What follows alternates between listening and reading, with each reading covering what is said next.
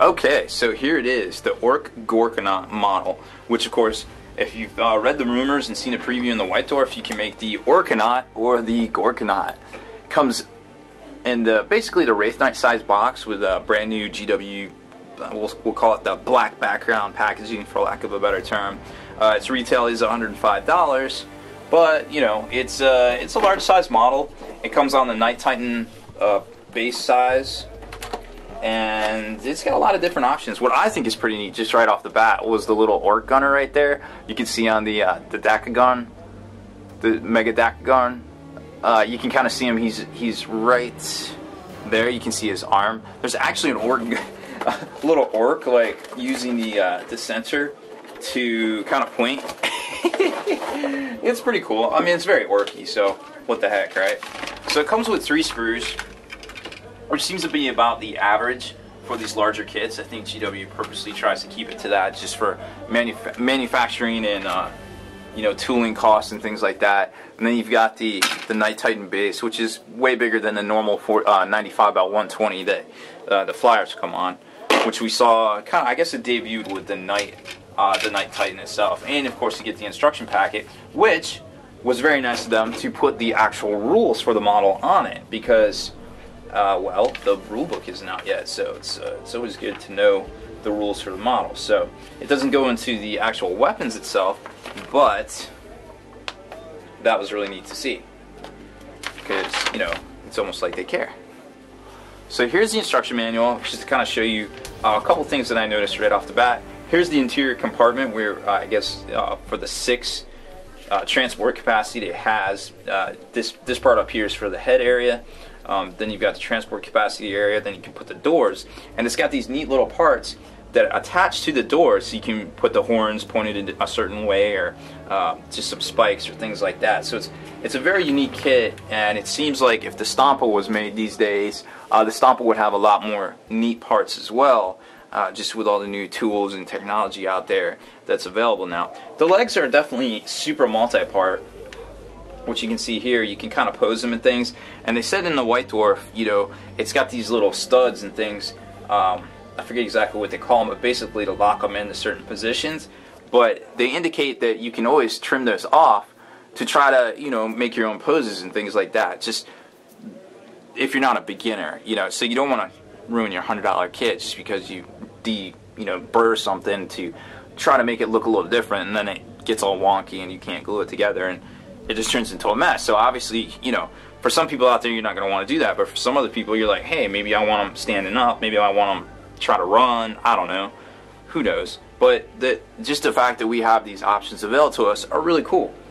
So here's what the assembly looks like put together, and then you've got the I call them the Spruce Goose Bombay doors that open up to deploy the Orks right out the front. And then it gets into the arm construction. There's your Mega Shooter as well, and then the Ork pilot that goes on the back, which I thought was pretty neat. I didn't notice that at first until I saw the box, and I was like, oh, there's an Ork arm there, what's that all about? And then it all kind of goes together, and these are all the pieces I was talking about, the extra pieces, the horns, the little armor plating bits and gobs and things like that. And then it gets into some more of the alternates, like if you want to make the Morkanaut, you got that gun, and then you've got the other, kind of like the hook, I guess, the claw of Mork, so to speak. So pretty cool stuff. Oh, and then this piece right here, I'm sure is going to be sought after by a lot of kit bashers, people trying to make some custom force fields and things like that. So here's the first sprue, just to kind of take a look at it, and let's zoom in there on that, get a nice good look, because we love us some Orks. Okay, so here it is. You got the weapon cowling, you got the actual barrels to the gun here, the claw of Mork, your custom force field piece, or doohickey, which I don't think exactly what it is, but you could definitely use that to convert up some really neat stuff, or put it on a truck, battle wagon, etc., etc.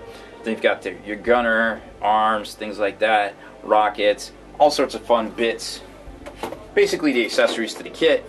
Here is the actual, I don't know, I guess chassis or superstructure, for lack of a better term, where you've got the sides, you got your Spruce Goose Bombay doors, then your arm slots, and some of the head neck assembly right here, and then all the little gobs and doodads and doohickeys and weapon pieces and things.